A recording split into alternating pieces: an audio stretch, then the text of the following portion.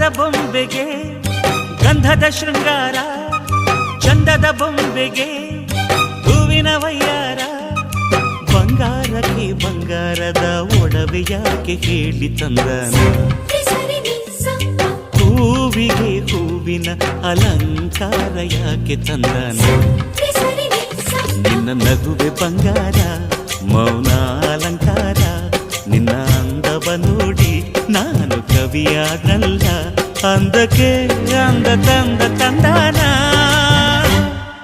ಅಂದದ ಬೊಂಬೆಗೆ ಗಂಧದ ಶೃಂಗಾರ, ಚಂದದ ಬೊಂಬೆಗೆ ಹೂವಿನ ವಯ್ಯಾರ.